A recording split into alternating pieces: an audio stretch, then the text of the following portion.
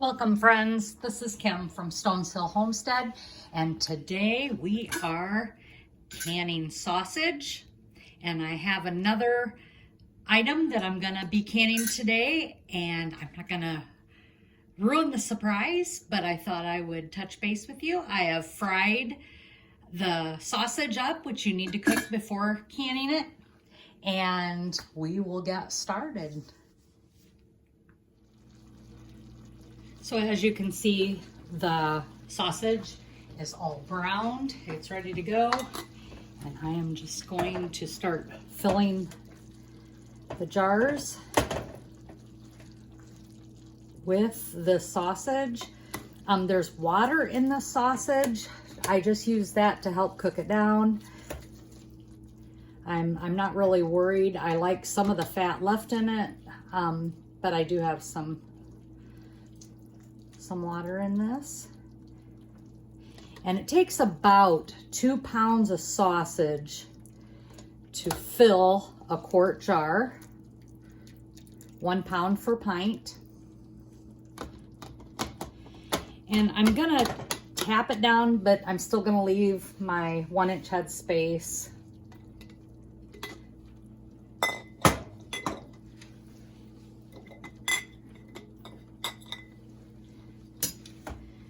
And I will probably have to add more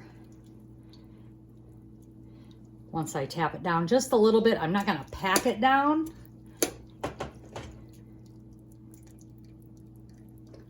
But each of these jars then will have about 2 pounds of sausage in it.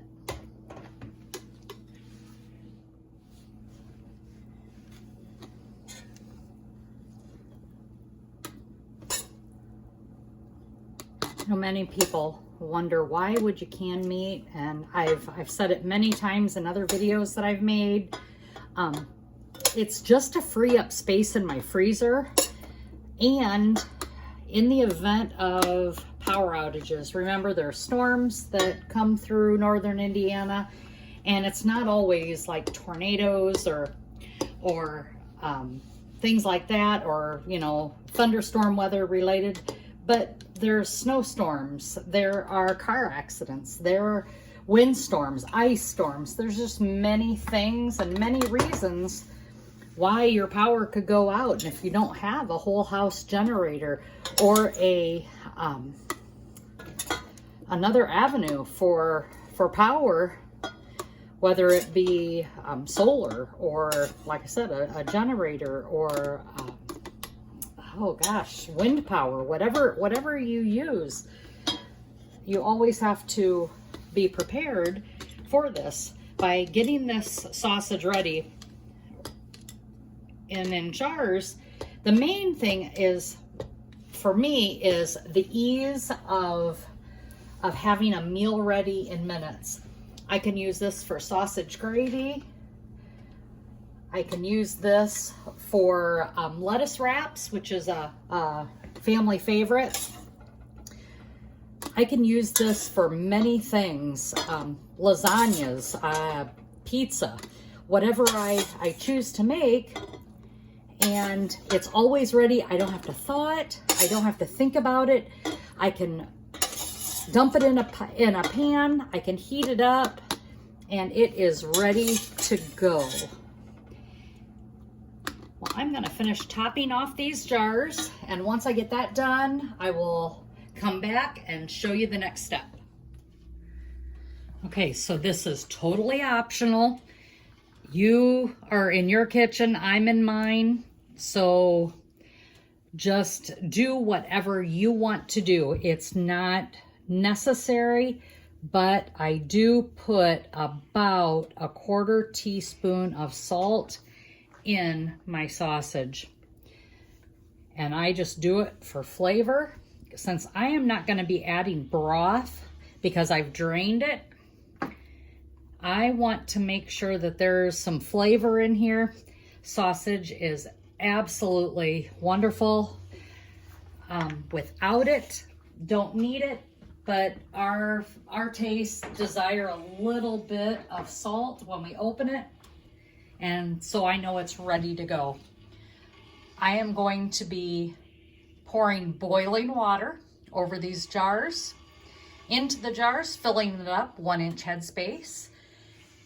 After that, I will clean the rims with vinegar because it has water or grease around here from the fat. I want to make sure that that is clean to avoid a seal not sealing.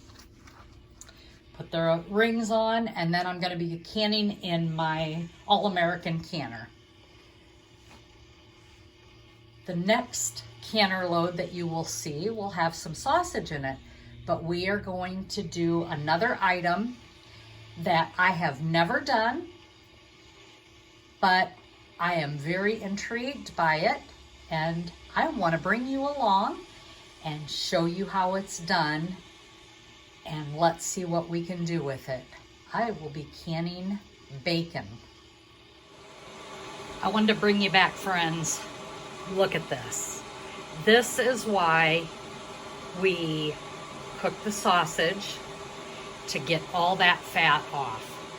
If I had more time today, I would bring this to very cold temperature in the freezer or in the refrigerator, and I would skim off all that fat and use that as the broth.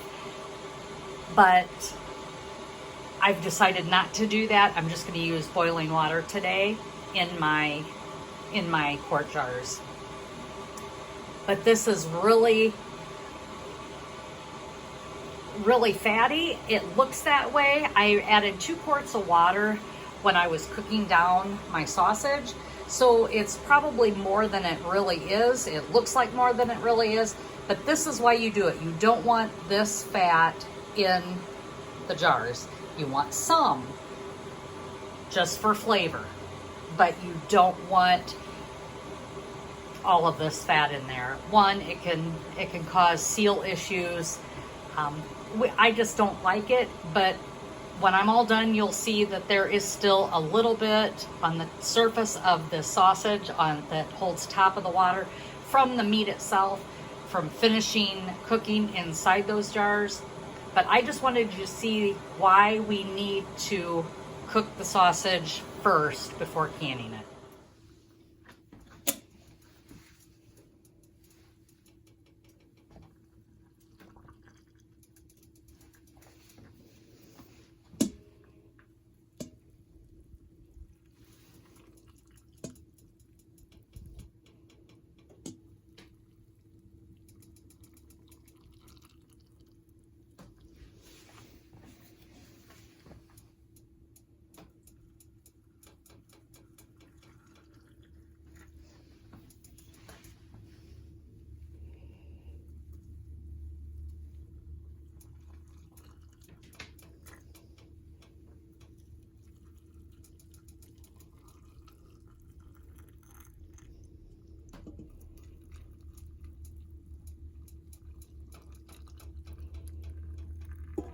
Okay,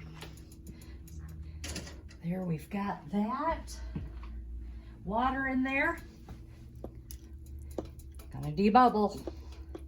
You want to get rid of air bubbles.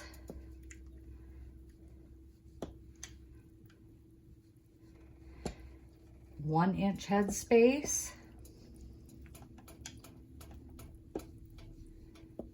Got my canner already starting to warm up so that I'm putting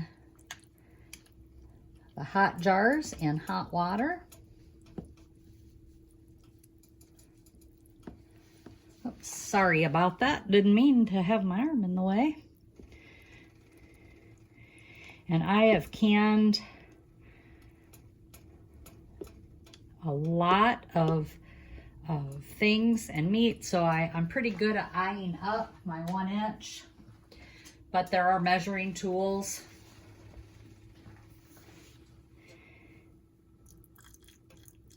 And if you feel like you are just not sure about the headspace, of course, measure it up.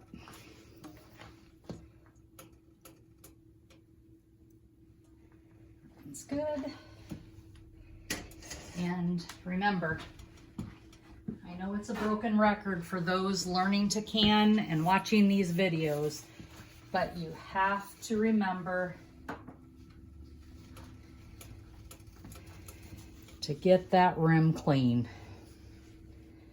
You do not want your hard work going down the drain or in the trash because you didn't take that extra step. You need to always get those rims clean.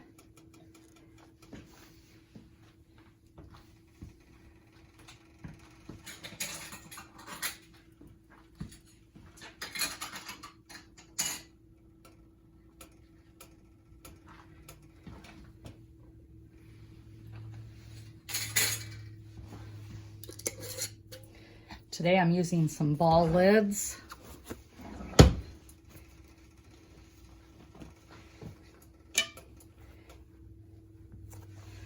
Remember, you're not tightening them down, just finger tight.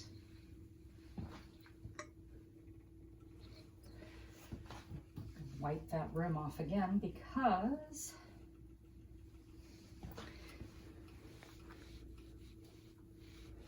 I want to make sure that it's totally clean.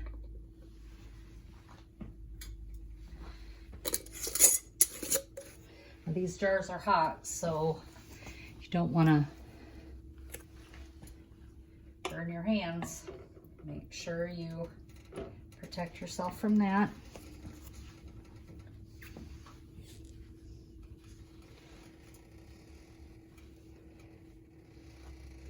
I think ground meat is one of my favorite to can, right along with stew beef, because stew beef, or well, I guess I like chicken too, but stew beef, I can make beef and noodles very quickly. If I need to deliver a meal to somebody, often that is a nice comfort meal. It's also a nice winter meal. I just like having that on the shelf for that reason. Ground meats, taco meat, I like that.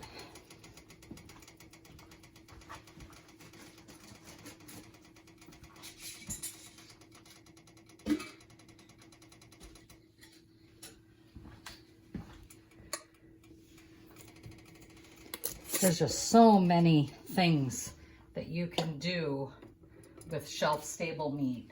And some people think there is a weird texture to it. We don't notice it. We put it in chilies. Like I said, taco meat, different things. We're fine with it. We also, maybe it's the way we season it or pack it, that we don't notice it. But there are many people who think that it has a weird texture. And I've been asked that many times, and I have never really noticed it because it's always in something. So don't be afraid to try it. If you're new to canning, start with new things. Start with the small things, like water bath canning. I've got a video on that as well. Feel free to just try and get familiar with the canning process. There are many books. I use Ball's canning book.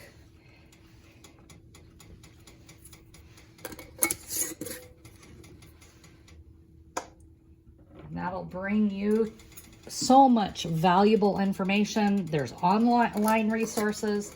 There's the other YouTube videos. I've watched so many YouTube videos on different things that even I had never tried to can, such as zucchini. I made faux pineapple zucchini. And I got that from that 1870s homestead. And that was one of the best new things that I tried last year. Okay, my canner is loaded. And now we are going to start the process. I'm gonna turn this up just a little bit so you can see as I get my canner ready. Always remember, pour your vinegar in your canner.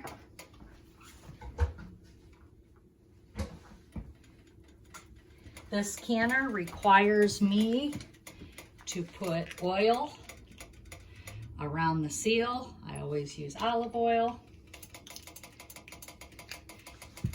because this one doesn't have that rubber seal that you see on Miro or Presto canners. I believe those are the two brands. They all work wonderful.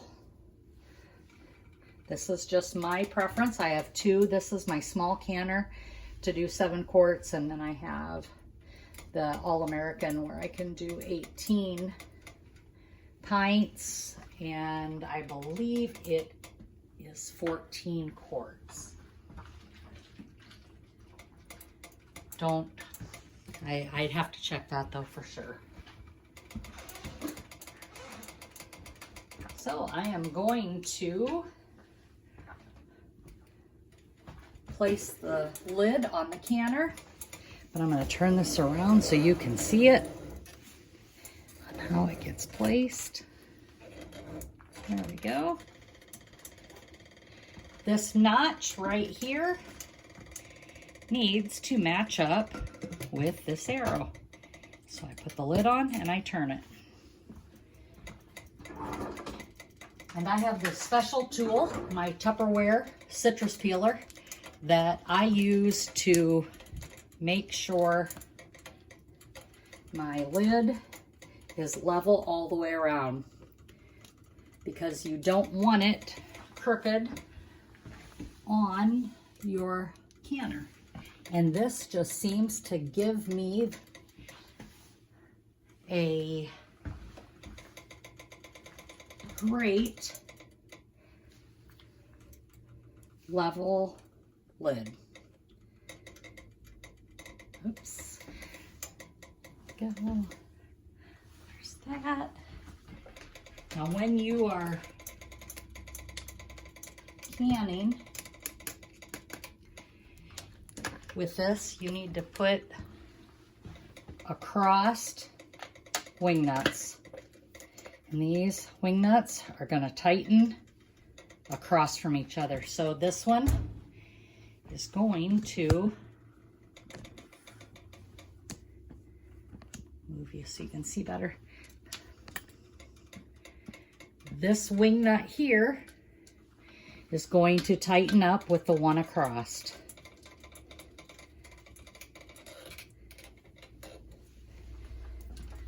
Same with this one. We'll come across to this one.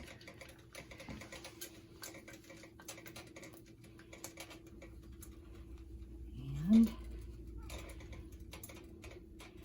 I'm going to tighten them down together. And then I'm going to go and check these others to make sure they're all snug. And the canner is ready to go. We're going to bring this up to where this vents for 10 minutes. Steam must be flowing out at a strong steam. Once that's done with 10 minutes, then I will drop my 10-pound weight on this.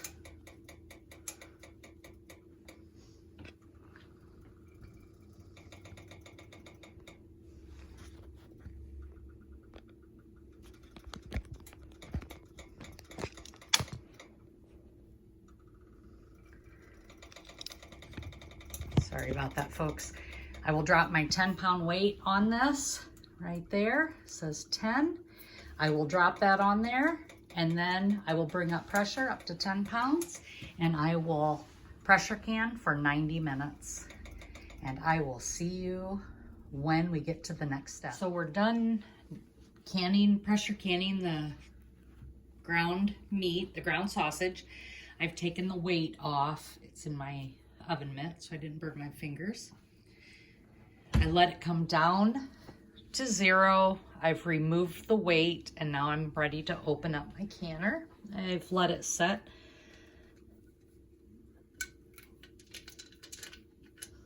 An additional 5 minutes just to make sure that the pressure has all been released before I take the lid off. I take that off and lift it off. And look at that.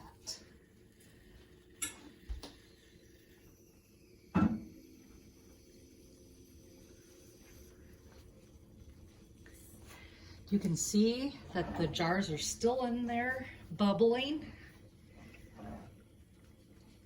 And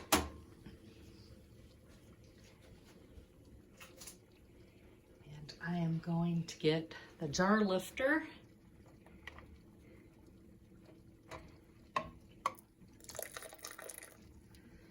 and bring those out.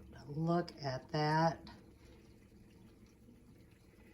ground pork.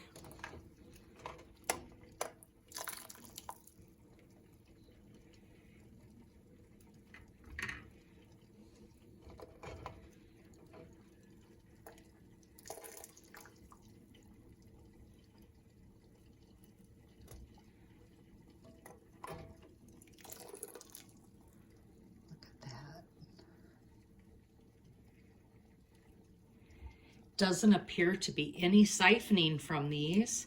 The water is clean. There is no greasy film.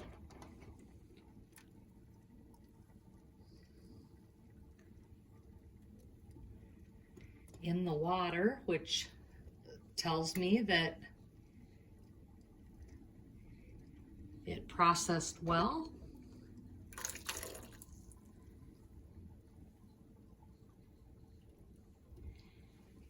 There you have it. Move you over here. And there is 7 quarts of ground sausage done. I'm gonna let these cool. I won't take off the bands until everything is completely cool. Make sure that they have sealed. I'll remove the bands, clean the jars, and label the jars, and they will be ready for the shelf. Thanks, friends, for watching, and remember, the canning of the bacon is next. Thumbs up is always appreciated. And as well, feel free to subscribe so you can catch the canning bacon in the next video. Thanks, friends, and as always, appreciate your time. Be kind and be blessed. Have a great day.